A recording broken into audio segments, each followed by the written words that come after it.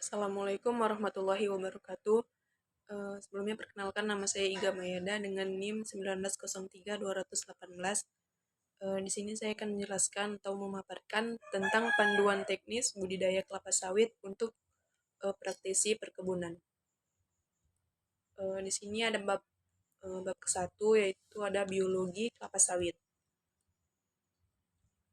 Nama Latin kelapa sawit ialah Elais guinensis, berasal dari bahasa Yunani kuno Elaia yang berarti zaitun. Nama ini diberikan karena buahnya mengandung banyak banyak minyak. Tanaman elegan ini berasal dari daerah tropis basah di Afrika dan masih memiliki kekerabatan dengan kelapa. Kelapa sawit memiliki organ vegetatif berupa daun, batang, akar, serta organ reproduktif berupa bunga dan buah. Kemudian di sini ada daun. Daun kelapa sawit merupakan daun majemuk. Daunnya menyerupai daun pada tanaman kelapa. Panjang pelepah daun sekitar 6,5 sampai 9 meter, tergantung varietas. Semakin pendek pelepah daun, semakin banyak populasi kelapa sawit yang dapat ditanam persatuan luas sehingga semakin tinggi produktivitasnya. Jumlah anak daun pada setiap pelepah berkisar antara 250 sampai 400 helai. Produksi pelepah daunnya selama 1 tahun dapat mencapai 20 sampai 30 pelepah. Kemudian yang kedua ada batang. Batang kelapa sawit berbentuk silinder dengan diameter sekitar 20 sampai 75 cm. Tinggi batang bertambah sekitar 45 sampai 60 cm per tahun atau tergantung varietas. Umur ekonomis tanaman sangat dipengaruhi oleh pertambahan tinggi batang per tahun. Semakin rendah pertambahan tinggi batang, semakin panjang umur ekonomis tanaman. Batang diselimuti oleh pangkal pelepah daun tua sampai kira-kira umur 11 sampai 15 tahun. Setelah itu bekas pelepah daun mulai rontok, biasanya mulai dari bagian tengah batang, lalu meluas ke atas dan ke bawah. Batang kelapa sawit tua biasanya sudah tidak ada lagi bekas tangkai pelepah daun tua, kecuali sedikit di bawah tajuknya. Kemudian yang ketiga ada akar. Akar berfungsi untuk menunjang struktur batang di atas tanah, menyerap air dan unsur-unsur hara dari dalam tanah, serta sebagai salah satu alat respirasi. Kemudian yang keempat ada bunga. Kelapa sawit merupakan tanaman monoecious atau berumah satu, artinya bunga jantan dan bunga betina terdapat pada satu pohon. Rangkaian bunga jantan terpisah dengan rangkaian bunga betina. Walaupun demikian, kadang-kadang dijumpai juga bunga jantan dan betina pada satu tandan. Umumnya tanaman kelapa sawit melakukan penyerbukan silang. Bunga muncul dari ketiak daun dan setiap ketiak daun hanya dapat menghasilkan satu inflorescence atau bunga majemuk. Beberapa bakal inflorescence biasanya gugur pada fase-fase awal perkembangannya sehingga pada individu tanaman terlihat beberapa ketiak daun dan tidak menghasilkan inflorescence. Kemudian yang kelima ada buah. Buah atau berondolan terkumpul di dalam tandan. Dalam satu tandan terdapat sekitar 1.600 berondolan. Tanaman muda akan menghasilkan 20 sampai 22 tandan per tahun. Jumlah tandan buah pada tanaman tua sekitar 12 sampai 14 tandan per tahun. Berat setiap tandan sekitar 25 sampai 35 kilo.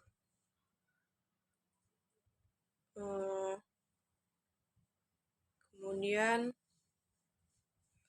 ada ekologi kelapa sawit. Daerah pengembangan tanaman kelapa sawit yang sesuai berada pada 15 derajat Celcius. Ketinggian lokasi perkebunan kelapa sawit yang ideal berkisar antara 0 sampai 500 meter dari permukaan laut. Kelapa sawit menghendaki curah hujan sebesar 2.000 sampai 2.500 mili per tahun dengan periode bulan kering kurang lebih 75 mili per bulan, tidak lebih dari 2 bulan. Kemudian ada tahap pertumbuhan kelapa sawit. Tahapan pertumbuhan dan perkembangan banyak tanaman budidaya telah dideskripsikan oleh sekelompok ilmuwan menurut prinsip-prinsip skala BBCH yang diperluas sejak 25 tahun yang lalu. Kemudian fakta-fakta ini mengindikasikan tujuan mendasar dan harapan yang ingin dicapai para peneliti untuk menjustifikasi pendekatan praktis dalam penggunaan skala.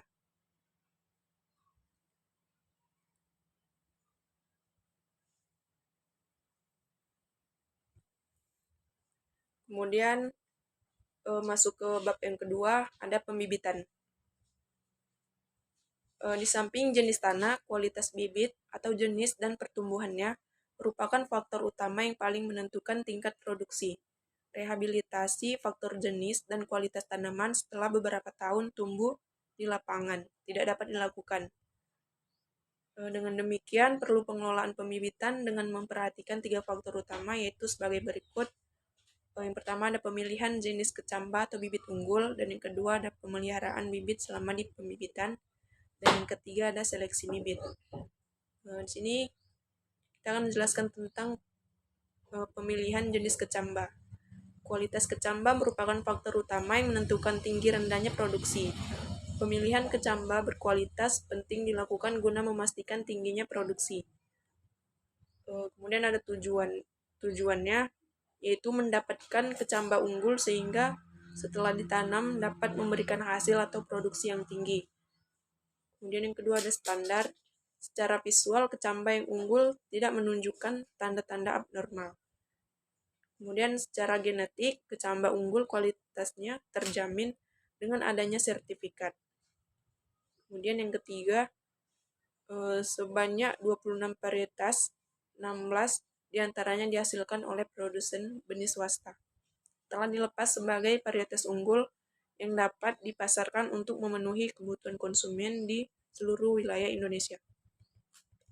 Potensi produksi produsen benih kelapa sawit domestik Indonesia tahun 2008 adalah 151 juta butir kecamba, sedangkan kebutuhan pasar diperkirakan mencapai 230 juta butir, sehingga pemerintah pada tahun ini membuka keran impor benih dari luar negeri. Kemudian ada pemeliharaan. Kecamba yang unggul perlu dipelihara dengan baik. Tanpa pemeliharaan yang baik, kecamba unggul sekalipun sulit berproduksi tinggi. Pemeliharaan merupakan aspek penting yang perlu diperhatikan. Yang pertama ada tujuan. Tujuannya di sini memelihara kecamba jenis unggul sehingga didapatkan bibit siap tanam yang baik. Dan yang kedua ada standar, yaitu pertumbuhan bibit normal. Yang ketiga ada cara. Cara yang pertama yaitu baby bag sudah diisi tanah dan disusun di bedengan dengan sistem instalasi air yang sudah dipasang sebelum kecamba datang. Yang kedua, kecamba yang datang langsung diseleksi lalu ditanam di baby bag. Dan yang ketiga, pemeliharaan di pre-nursery meliputi hal-hal sebagai berikut. Di sini ada penyiraman, kemudian ada pengendalian gulma, ada pemupukan juga, dan ada pengendalian hama dan penyakit tanaman.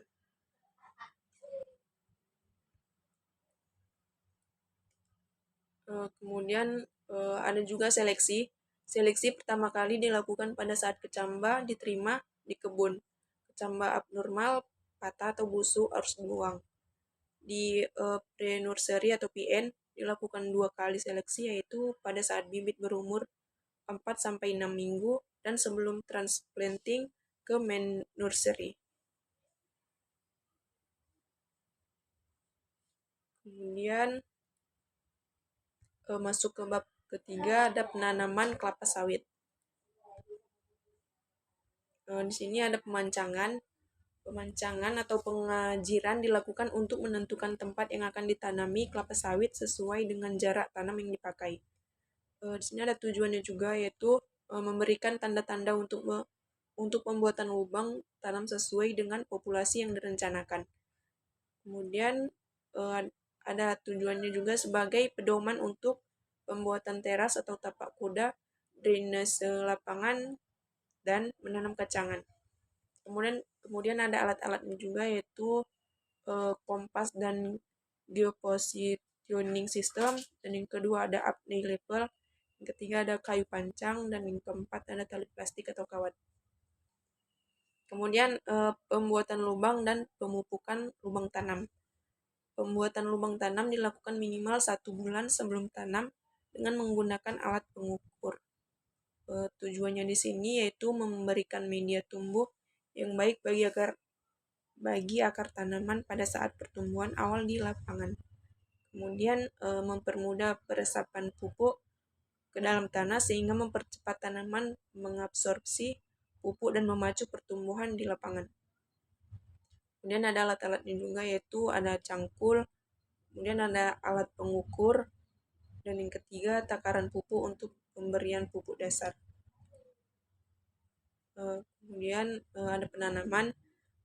Pelepasan lergebag dari bola tanah dilakukan dengan cara mengoyaknya. Lalu bibit diletakkan hati-hati ke dalam lubang yang telah diberi pupuk dan ditimbun dengan topsoil. Permukaan atas bola tanah harus sejajar dengan permukaan tanah asli. Berdirinya bibit harus benar-benar tegak di tengah lubang tanam sehingga barisan tanaman lurus.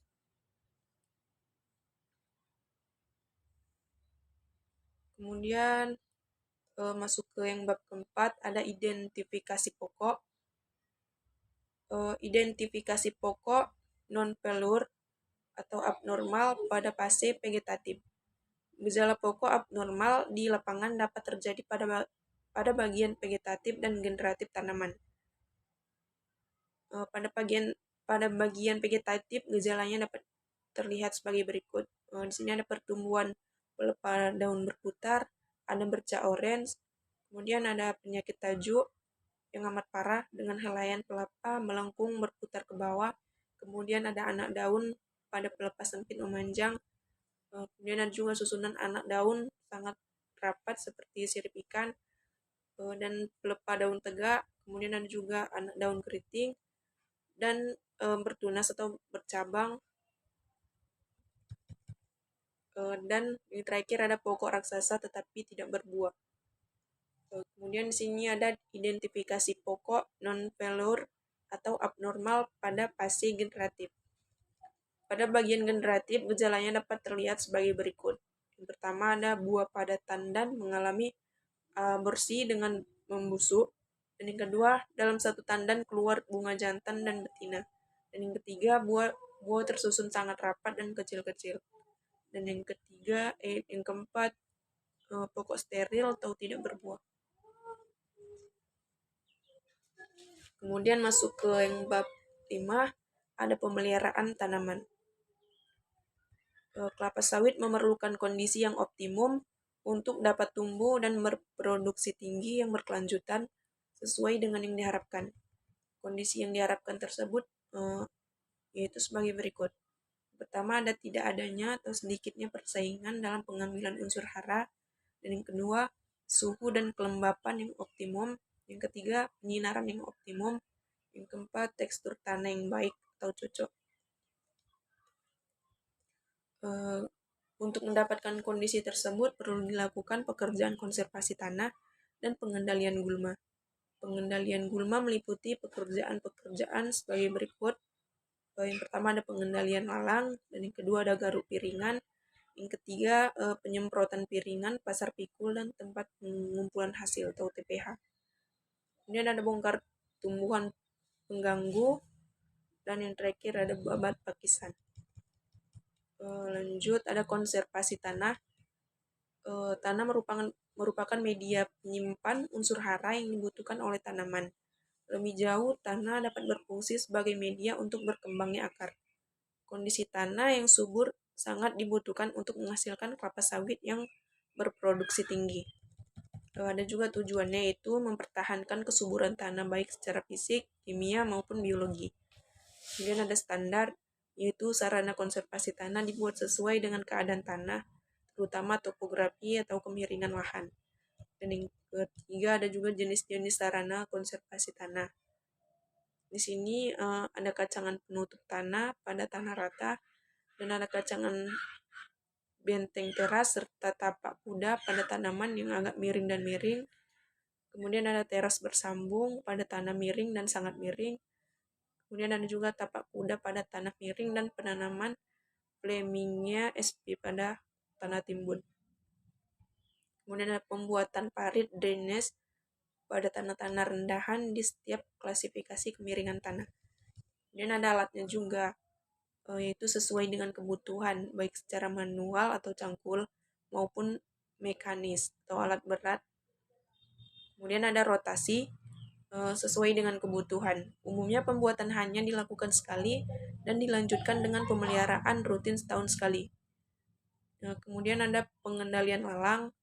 Lalang merupakan salah satu kompetitor bagi tanaman kelapa sawit. Agar kelapa sawit dapat berproduksi optimal, keberadaan lalang perlu dikendalikan. Di sini ada tujuannya, yaitu untuk menekan pertumbuhan lalang karena merupakan pesaing bagi tanaman kelapa sawit dalam pengambilan unsur hara dari dalam tanah dan dapat menurunkan produksi sebesar 25%.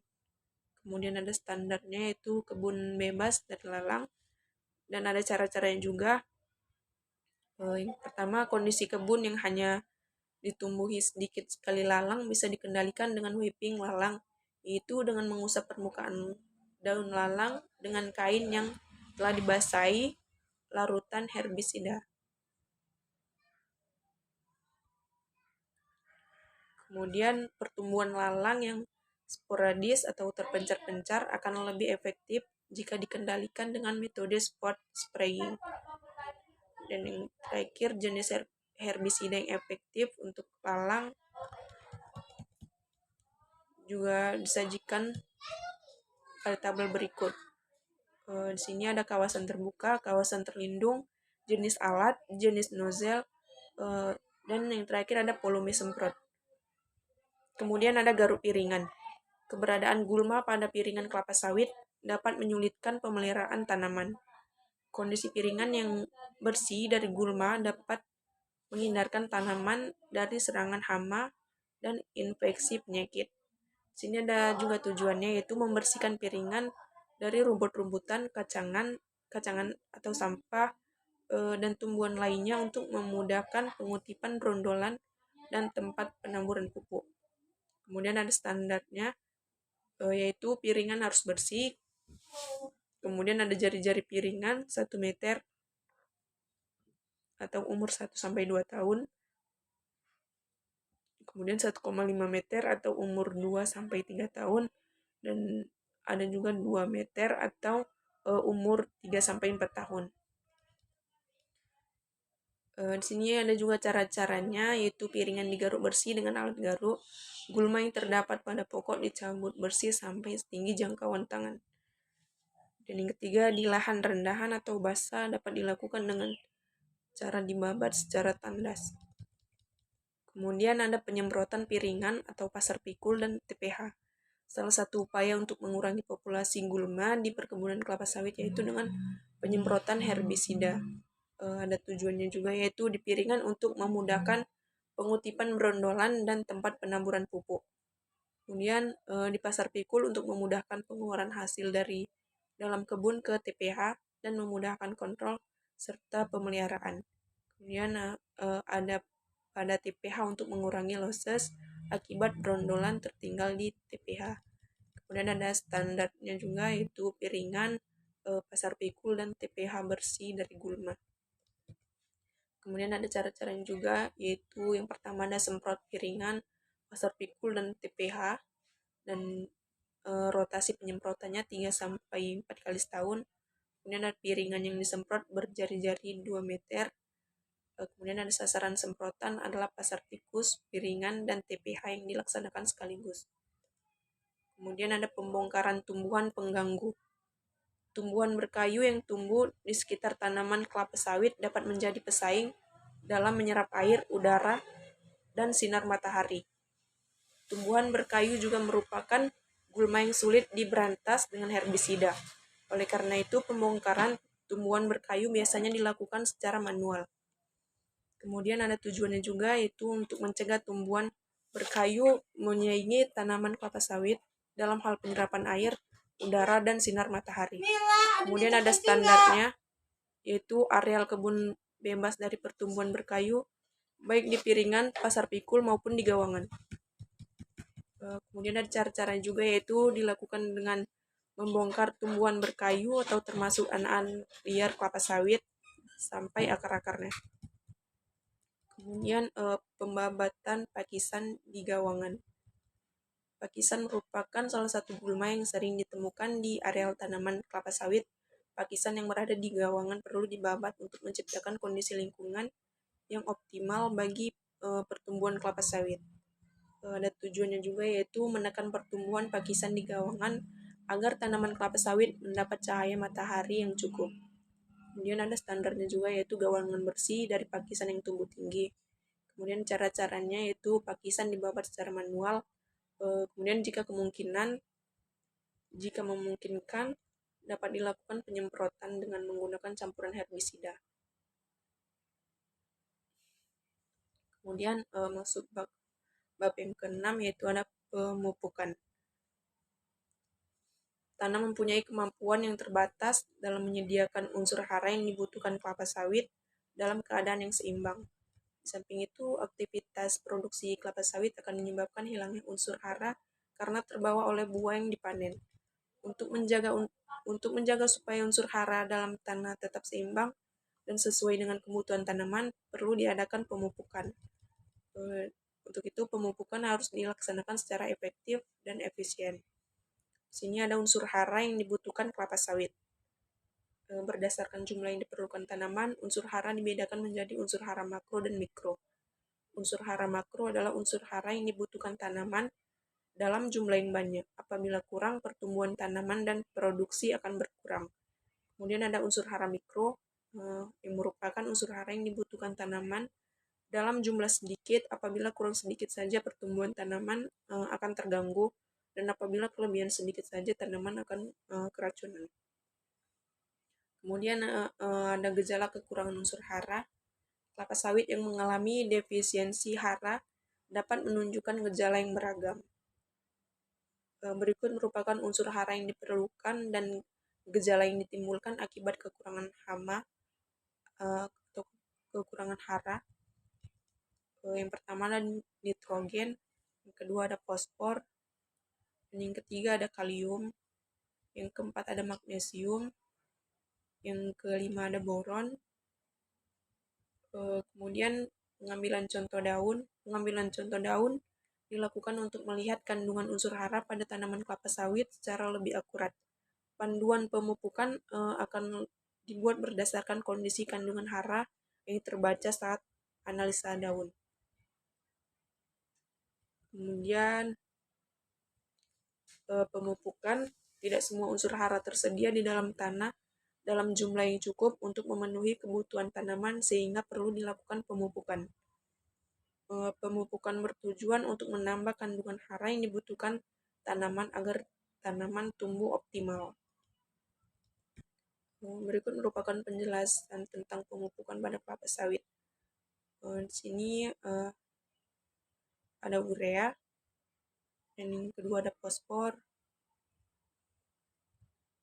dan yang ketiga ada kalium, yang keempat magnesium, dan yang kelima ada boron. Kemudian masuk ke bab 7, ada hama dan penyakit. Di sini ada pengamatan. Tujuannya di sini mengetahui secara dini adanya hama atau penyakit pada tanaman kelapa sawit. Kemudian mengetahui perkembangan populasi hama atau penyakit dan tingkat serangannya. Kemudian mengetahui jenis hama atau penyakit yang menyerang tanaman. Kemudian sebagai dasar penentuan strategi pengendalian. Kemudian ulat api atau ulat kantong. Tujuannya di sini mengendalikan populasi ulat api dan ulat kantong agar tetap berada di bawah ambang ekonomi tanpa merusak lingkungan. Kemudian ada standarnya juga, yaitu populasi ulat api dan ulat kantong di bawah ambang ekonomis. Kemudian ada sifat ulat kantong. Kemudian ada juga pengendaliannya. Di sini juga ada tikus. Tujuannya yaitu menurunkan populasi tikus agar tetap berada di bawah ambang ekonomis tanpa merusak lingkungan. Ada standarnya juga, yaitu populasi tikus berdasarkan observasi. Bila lebih dari 5% pohon diserang, perlu dilakukan pengendalian dengan racun tikus umpan.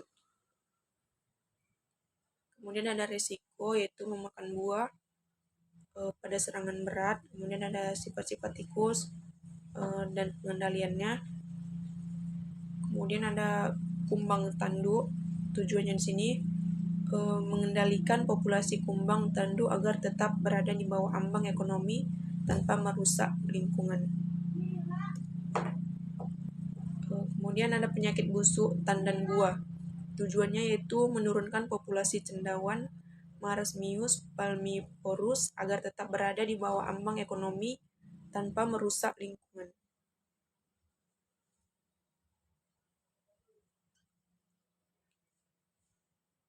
Kemudian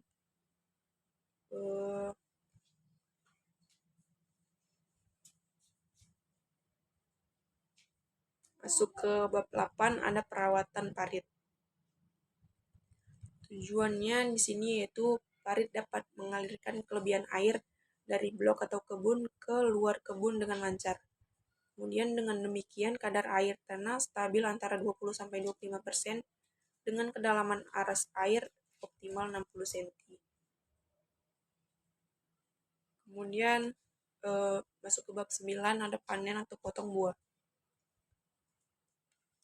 Total produksi TBS per hektar per tahun dipengaruhi oleh berbagai faktor, baik yang berpengaruh langsung atau pelaksanaan panen, lunasan dan transportasi, maupun berpengaruh tidak langsung, atau penyiangan, pemupukan, konservasi tanah, dan pengendalian hama atau penyakit. Di sini ada panen atau potong buah. Untuk mendapatkan TBS dengan rendaman yang tinggi, perlu pelaksanaan panen yang baik dan sesuai standar matang panen, serta pelaksanaan transportasi yang baik. Kemudian ada tujuannya juga, ada standarnya juga, kemudian ada cara-caranya juga. Ada alat-alatnya dan ada rotasinya. Kemudian ada juga produktivitas hasil TBS per hektarnya.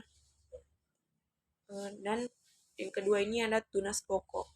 Tujuannya di sini menghindari kehilangan gerondolan yang tersangkut di pelepah, mengurangi kelembapan untuk mencegah berkembangnya penyakit. Kemudian ada standarnya juga, ada cara-caranya juga, ada alat-alatnya juga, dan ada rotasi. Kemudian yang ketiga ada transportasi. Hasil panen perlu segera dikirim ke pabrik secepat mungkin untuk menjaga agar kualitasnya tidak menurun. Mempersiapkan alat transportasi yang dapat berfungsi dengan baik merupakan hal penting untuk dilakukan. Di sini ada tujuannya juga, standarnya, cara-caranya. Kemudian yang keempat ada pemeliharaan jalan. Kondisi jalan yang baik dan terawat dapat membantu kelancaran proses pengangkutan hasil panen tepat waktu. Dengan demikian, diharapkan kualitas rendeman yang dihasilkan tinggi. Di sini ada juga tujuannya, ada standarnya, dan ada cara-caranya. Kemudian ada alat, ada rotasinya juga.